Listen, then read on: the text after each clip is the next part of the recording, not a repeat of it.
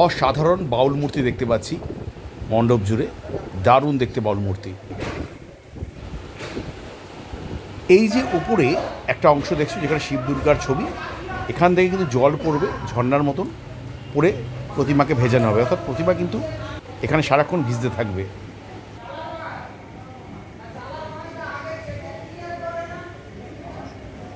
দেখো সব কিছুতেই কিন্তু এখানে গাছের প্রয়োগ করা হয়েছে, অর্থাৎ শেকড়ের প্রয়োগ করা হয়েছে। দেখো এখানে যে একটা বাউলের মূর্তি দেখতে পাচ্ছি, তার উপরে যে মাথার চুল সেটা কিন্তু গাছের শেকড় দিয়েই তৈরি করা। অর্থাৎ শেকড় ছাড়া যে মানে আমাদের কিছু নেই, শেকড় ছাড়া যে কোনো মতেই আমরা দাঁড়াতে পারি না, সেটা কিন্তু কোনোভাবে বোঝানো হয়েছে। তবে এখানকার শেকড় কিন্তু শুধু শেকড় নয়, এই শেকড় কিন্তু কোথাও বোঝায় আমাদের প্রিন্সিপালকে।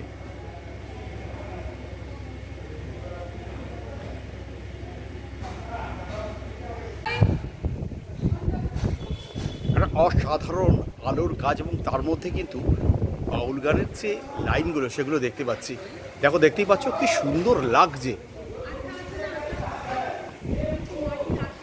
মাটির দেহ মাটি হবে, পুড়ে হবে ছাই। দেখো দেখতে পাচ্ছি লেখাগুলো, খুব সুন্দর লাগছে। অর্থাৎ যে গানগুলো আমরা সাধারণত শুনে থাকি, বিভিন্ন যে বাউল গানগুলো, তারই কিছু লাইন কিন্তু এখানে দেখতে পাচ্ছি সুন্দরভাবে লেখা রয়েছে, এবং তার মধ্যে রয়েছে আলোর একটা বেশ আলো আধারির কাজ। শেকড়ের টান বলি, কোথাও মাটির টান বলে মনে হয়। তাই পুরো মণ্ডপটাই কিন্তু তৈরি হয়েছে মাটি দিয়ে। একটা সুন্দর ভাবনা এবং পরিবেশ রক্ষারও কিন্তু একটা ভাবনা রয়েছে এখানে। খুব সুন্দর দেখো দেখতে পাচ্ছি পুরো চিত্র।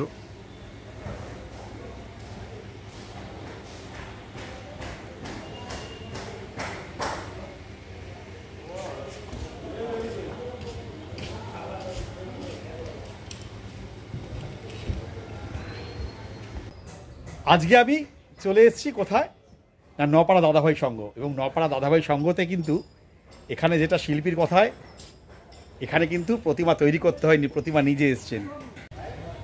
বেশ ভেতরটা না সুন্দর লাগছে। মানে আমি যেখানে দাঁড়িয়ে আছি, দেখো পেছনে যে সব বাউলের মূর্তি, সেখানে আমি দাঁড়িয়ে আছি এবং গাছের শেকড়ের সাথে একটা কথা সম্পর্ক স্থাপন করা হয়েছে।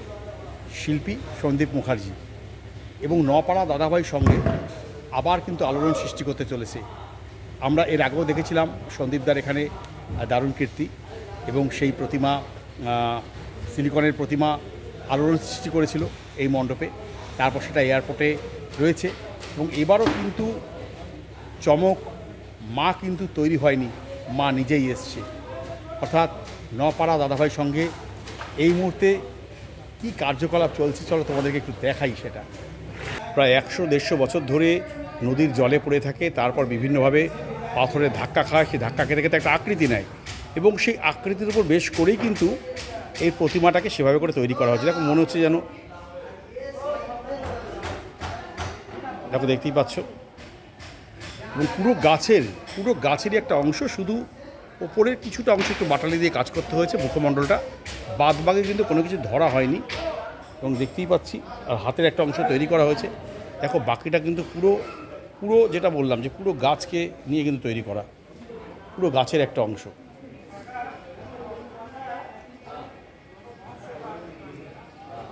তাই এখানে বলা হচ্ছে মাকে এখানে তৈরি করা হয়নি, মা নিজেই এসছেন। সত্যি মা নিজেই এসছেন। এবং যে গণেশের মূর্তিটা দেখতে পাচ্ছি, দেখো গণেশের মূর্তিটা কিন্তু ভালো করে যদি তুমি দেখো, এটা কিন্তু কাঠেরই একটা অংশ, অর্থাৎ গাছের গুড়িরই একটা অংশ। এইভাবেই রূপ নিয়েছে সেটা, অর্থাৎ প্রকৃতির নানা রকম রূপ, তার মধ্যে একটা রূপ আমরা দেখতে পাচ্ছি। সত্যি খুব ভালো লাগলো দেখে। প্রকৃতি নিজের মতন করেই সৃষ্টি করে নিয়েছেন মাকে।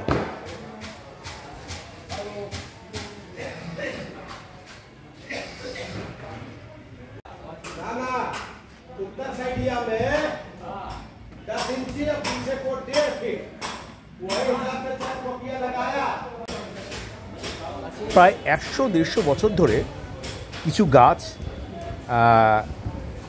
সেখানকার প্রাকৃতিক দুর্যোগের কারণে, বা যদি অনেক সময় সেখানে ল্যান্ডস্কেপ হয়, তাহলে গাছগুলো কী হয়, ওপর থেকে নিচে পড়ে যায় জলের মধ্যে। এভাবে বহুদিন, প্রায় 100-150 বছর থাকতে থাকতে, এই জলের মধ্যে থাকতে থাকতে শ্যাওলা হয়, সেখানে বিভিন্ন পাথর ধাক্কা দিতে দিতে একটা আকৃতি তৈরি করে দেয় প্রাকৃতিকভাবে গাছগুলোকে। সেই রকম গাছকেই কিন্তু এখানে এনে এখানে সেই মায়ের মূর্তি করা হয়েছে, অর্থাৎ এখানে মা নিজে আসেনি, ওইভাবেই কিন্তু একটা শেপ তৈরি হয়ে গেছে।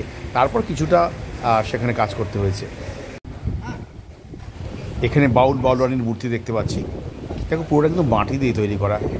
সন্দীপ মুখার্জির কাজ সত্যি অসাধারণ, আমি বারবার প্রেমে পড়ে যাই ওনার কাজে।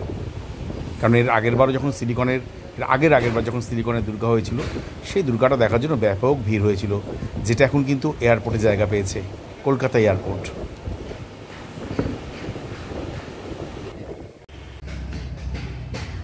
সন্দীপদা দিদি দুজনেই আছে নপাড়া দাদাভাই সঙ্গে, আর সন্দীপদা মানেই কিন্তু আবার সেই একটা চমক। দাদা একটা কথা বলো দুজন মিলে, সেটা হচ্ছে বেশ কতদিন এখানে তোমরা আরম্ভ করে দিলে, মানে কাটালে কতদিন এই জায়গাটাতে? প্রায় 4 মাসের কাছাকাছি, তাই তো? 4 মাস। আচ্ছা, তোমাকে দেখলাম বেশ এসেই কিন্তু তুমি তদারকি করছো মা দুর্গা সব ঠিকঠাক আছে কিনা, ঠিক আছে? তো এই বিচক্ষণ আলোর মধ্যে আমরা কিছু দেখতে পাচ্ছিলাম, তুমি কি করে হঠাৎ করে দেখলে কোথাও একটা খুঁত রয়েছে? খুঁত রয়েছে ওই মায়ের চোখটা, মায়ের চোখ হবে তো, তো সেই চোখটার জন্য একটা ডাইস করা হচ্ছিল, এখানে মায়ের যে পিতলের চোখ হবে, আচ্ছা, তো সেই চোখটা বানাতে দেওয়ার জন্য সেটার উপর একটু কাজ হচ্ছে। তুমি মানে আমরা কেউ বুঝতে পারিনি, তুমি কিন্তু এক পলকে বুঝে গেলে কোথাও খুঁত রয়েছে। এটাই বোধহয় শিল্পীর সব থেকে বড় চোখ। আচ্ছা, এইবার তাহলে একটা কথাতে একটুখানি আসি, যে এখানে মানে এটা আমি যতদিন ধরো যতদিন ধরে আমি জন্মেছি, আমি যদি এইভাবে করে বলি, মাকে সবাই তৈরি করে, কিন্তু তোমার এখানে সত্যি সত্যি মা নিজে চলে এসছে, এবং আমি না নিজে খুব অবাক এই গাছের আকৃতিগুলো। তো এইগুলো তো হঠাৎ করে তোমার মাথা থেকে আসেনি, বা 1-1.5 বছরের মধ্যে তো এই তুমি গাছগুলো পাওনি। তো এইটাকে ভাবার জন্য তোমাকে বা আনার জন্য তোমাকে কত কি কষ্ট করতে হয়েছে, এটা বলো একটুখানি। সর্বপ্রথম বলি, এই কনসেপ্টটা আমি যখন কোনো কনসেপ্ট মানে তৈরি করি বা ভাবি, কনসেপ্টটা ভেবেই সেই বছরে দিলাম সেরকম কখনোই হয় না। কেন কি, একটা কনসেপ্ট ভেবে এবং সেইটার উপযোগী সামগ্রীগুলোকে খুঁজতে এবং সেইগুলোকে বার করতেই বেশ কয়েক বছর সময় লেগে যায়। তো এই কনসেপ্টটাও সেরকমই একটা কনসেপ্ট, যেই কনসেপ্টে টোটাল কনসেপ্টটা ভাবা এবং সেইটাকে তৈরি করা এবং তার সঙ্গে সমান তালে প্রতিমা তৈরি করা, এইগুলোকে নিয়ে বেশ কয়েক বছর ভাবতে হয়েছিল। এবং এখন তো তোমরা দেখতেই পাচ্ছ যে প্রতিমা সবার সামনে উন্মোচন হয়ে গেছে, মানে তৈরি করা হচ্ছে সবার সামনেই এখন।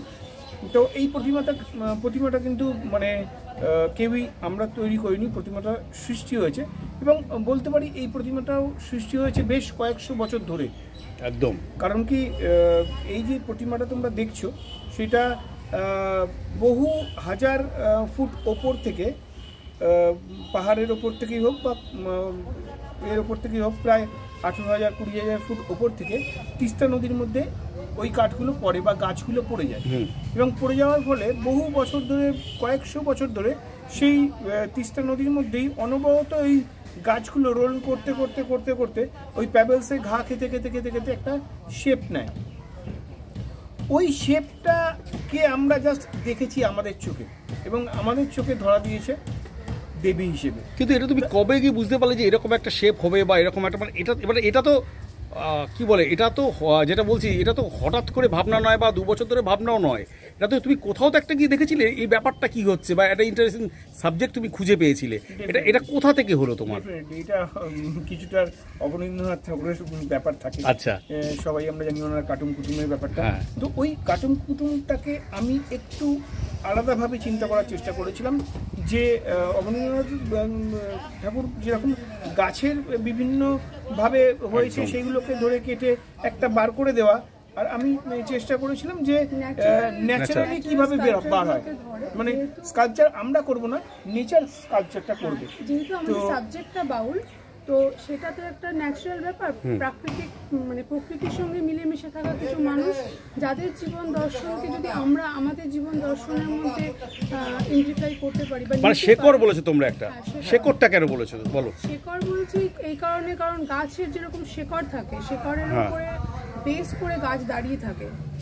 শেকড় যেরকম জল, সার, ভালো মাটি পায়, তার ওপরে গাছের ফলন, গাছের বৃদ্ধি, সমৃদ্ধি নির্ভর করে, ভালো থাকা নির্ভর করে। মানুষের জীবনের শেকড় হচ্ছে তার প্রিন্সিপাল জীবন দর্শন। সেই জীবন দর্শন যদি ঠিকঠাকভাবে তৈরি হয়, মানুষ প্রকৃত শিক্ষা পায়, যেরকম ওই মাটি জল, সেই মাটি জলগুলো তো আমাদের জীবনের প্রিন্সিপাল, সেগুলো যদি আমরা ঠিকঠাকভাবে কালেক্ট করতে পারি বা নিজেদের মধ্যে অ্যাবজর্ব করতে পারি, তাহলে মানুষের জীবনটা একটা সুন্দর সমৃদ্ধ একটা গ্রেসফুল লাইফ হবে। শেকড় যত মজবুত হবে তত আমরাও ভেতর থেকে একটা মজবুত হব, ভেতর থেকে মজবুত হবে। আমাদের মধ্যে ওই রিপু তো ফেলতে পারি না, তবে রিপুকে কন্ট্রোল করা, রিপু যেন হাবি হয়ে না যায় মানুষের উপরে, সেটাকে আমরা কিছুটা ইয়ে করতে পারি আর কি। ঠাকুর যে কারণে এখানে এই ঠাকুরটা বলছো, তো ঠাকুরের ওই ন্যাচারাল যেটা মানে প্রকৃতির মধ্যে ঠাকুর মিশে থাকা আর কি। আমরা হয় না অনেক সময় মেঘ দেখে মনে হয় না একটা হাতির রূপ নিয়েছে, একদম ঠিক ঠিক ঠিক ঠিক। শিব ঠাকুর আমরা ছোটবেলায় কিন্তু বলতাম যে বিনা পয়সার সিনেমা দেখছি আকাশে, সেরকম শিলার মধ্যে অনেক সময় আমরা দেবী মূর্তি বা দেবদেবতার মূর্তি দেখতে পাই, সে তারা জাগ্রত হয়। এই ঠাকুরটা শুধুমাত্র একটা স্কাল্পচার নয়, এটা মানে প্রকৃতভাবেই দেবী মূর্তি। সে যেই দেবী মূর্তিটা আমরা খুঁজে পেয়েছি এখানে মানে এখানে তার পুজো মানে রাখা হবে আর কি, মানুষ দেখবে। তো এটা শুধুমাত্র একটা স্কাল্পচার নয়, এটা ঈশ্বরের মায়ের আশীর্বাদ। সত্যি তাই দাদা। বক্তব্য এই থিমের মধ্যে আমরা উন্মোচন করেছি, সেইটা হচ্ছে এই টোটাল প্রিন্সিপাল বা ডিসিপ্লিন বা এই দর্শনটা আমরা পাই একমাত্র আমাদের বাউল গানে, যেটা বাংলার একটা লোক পরিচিত, যে যার আত্মবর্গ কিন্তু এই বাংলা। তো এই বাংলায় কিন্তু লালন সাঁই বা ওই পার বাংলায় শাহ করিম এরকম বহু দিগ্গজ সাঁইরা কিন্তু আমাদের এরকম জীবন দর্শন দিয়ে গেছেন বা গানগুলো দিয়ে গেছেন, রচিত করে গেছেন। তো সেইগুলোই কিন্তু যদি আমরা ভালোভাবে একটু শুনি, তা পুরো জীবনটা কিন্তু খুলে যাবে বা উন্মোচন হয়ে যাবে, এবং আমরা জানতেই পারবো যে কীভাবে চললে আমাদের জীবনটা আরও সহজ সরল। দাদা এখানে দুটো জিনিস খুব ভালো দেখলাম। একটা হচ্ছে তোমার এখানে একটা তুমি সর্বধর্মের একটা মন্দিরের মতন করেছো, যেখানে একটা দরজা খোলা এবং বিভিন্ন সম্প্রদায়ের দেবদেবী রয়েছে। ওই জায়গাটাকে একটু বোঝাবে? দেখো, বাউল সবসময় বলে গেছে যে ধর্মের জাতপাত কখনো বাউল মানে না, কোনোদিন মানেনি। এবং লালনও বলেছে বা আদার্স অনেক সাইডেই বলেছে যে জাত বা ধর্ম বলে কিছু নেই। লালন বলে জাতের বিচার, ওই একটা গান আছে না? একদম এরকম অনেকে এরকম গান লিখেছে। তো সুতরাং সেই জায়গাটাকে আমরা একটু তুলে ধরতে চেষ্টা করেছি, আলোকপাত করতে চেষ্টা করেছি ওই গানটার উপরে, বা ওরকম ধরনের আরও অনেকগুলো গান আছে সেই গানটার উপরে টোটাল। তারপর বাড়ি তুমি তৈরি করেছো এখানে, বাড়ির নিচে কিন্তু কোনো ভিত নেই, অর্থাৎ বাড়িটা কিন্তু শূন্যে ঝুলছে। একটা দারুণ একটা এটা তো সুন্দর একটা কথা বোধ হয় আমার মনে হচ্ছে। এটাতে ব্যাপারটা হচ্ছে যে আমাদের পায়ের তলায় যদি মাটিটা শক্ত না হয়, তাহলে কিন্তু আমাদের জীবনটাই নড়বড়ে হয়ে যাবে। তেমন দেখেছো, বাড়ির তলায় ভিত নেই, মাটি নেই, অর্থাৎ বাড়ির তলায় যদি মাটিটাই না থাকলো, তার শেকড়ই যদি না থাকলো, তাহলে বাড়ির ভিতটাই যদি না থাকলো, তো বাড়ি তো নড়বড়ে হবেই। সুতরাং এখানে বাড়ি বা আমাদের পায়ের তলায় মাটি বলতে আমাদের জীবনটাকে বলা হয়েছে, জীবন ধারণটাকে বলা হয়েছে। এই জীবন ধারণটা যদি আমরা মাটিতে পা ফেলে না করি, যে যদি না বুঝতে পারি যে কীভাবে আমাদের জীবন ধারণ করতে হবে, সেই জিনিসগুলো, সেই সাইকোলজিগুলোকে আমরা যদি না ধরতে পারি, সেই জীবন দর্শনগুলোকে যদি আমরা জানতে পারি, যদি না শিখতে পারি, তাহলে কিন্তু আমাদের লাইফ যেমন এখন বিশৃঙ্খলার মধ্যে আমরা দেখতে পাচ্ছি, তেমনই থেকে যাব আমরা।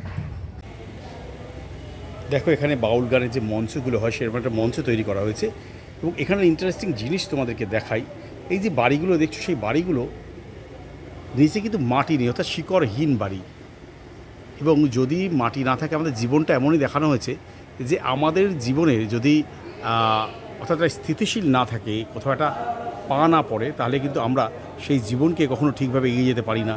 তাই এখানে যে দেখাচ্ছি দোদুল্যমান বাড়ি, অর্থাৎ যখন খুশি হয়তো সে বাড়িটা খসে যেতে পারে, তাই পায়ের নিচের মাটি কিন্তু খুব দরকার, অর্থাৎ শেকড় যেটাকে বলে, সেই গাছের যেমন শেকড়, তেমনি পায়ের নিচের মাটিও কিন্তু দরকার। এখানে গাছ বাড়ি দেখতে পাচ্ছি ঠিকই, দেখো বাড়ির নিচে কিন্তু কোনো ভিত নেই, এবং ভিতহীন একটা বাড়ি যখন খুশি পড়ে যেতে পারে।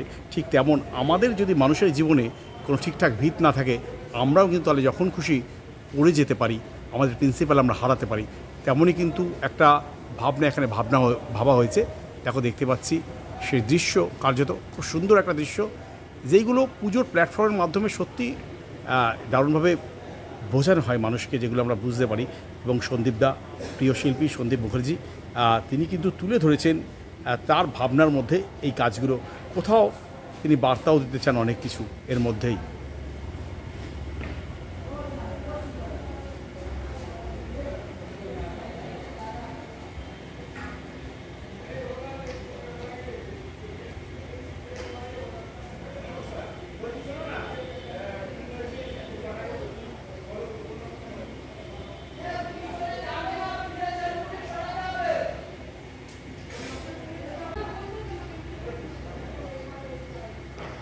দেখো এখানে দেবালয় দেখতে পাচ্ছি, তবে এই দেবালয় কিন্তু সবার জন্য, অর্থাৎ এখানে কিন্তু কোনো ঠিক এই সম্প্রদায় আসবে বা ওই সম্প্রদায় আসতে পারবে না এমন নয়। এই দেবালয় কিন্তু প্রত্যেক সম্প্রদায়ের জন্য, অর্থাৎ হিন্দু, মুসলিম, খ্রিস্টান, বৌদ্ধ ধর্ম বিভিন্ন যে মানুষ, জৈন, তাদের সবার জন্য কিন্তু এই উপাসনা গৃহ। এবং দেখো একটা দেখতে পাচ্ছি এখানে কিন্তু একটা দরজা দেখো খোলা, অর্থাৎ মনের দরজাকে খুলে কিন্তু তোমাকে প্রবেশ করতে হবে এই দেবালয়তে। যে দরজা মনুষ্যত্বের দরজা, যে দরজা মন থেকে খুলে তোমাকে প্রবেশ করতে হবে এই দেবালয়তে। কারণ এখানে কিন্তু যেমন যিশুও আছেন, তেমনি বুদ্ধও আছেন, তেমনি শিবও আছেন, তেমনি আল্লাহ আকবরও আছেন। সবার মিলে কিন্তু এখানে দেবালয়, এবং খুব সুন্দর এই ভাবনাটা এখন দেখতে পাচ্ছি। তোমাদেরকে কতটা দেখাতে পারবো আমি ঠিক জানি না, একটু অন্ধকার রয়েছে, এখনও লাইটগুলো পুরোপুরি এখানে ব্যবহার করা হয়নি। সত্যি সত্যি মা কিন্তু এখানে কারো হাতে তৈরি হয়ে আসেননি, তিনি প্রাকৃতিকভাবেই তৈরি হয়ে এসছেন। তাহলে কেমন লাগলো আজকের ব্লগটা অবশ্যই জানিও, ভালো লাগলে কমেন্ট করো আর অনেক অনেক শেয়ার করো।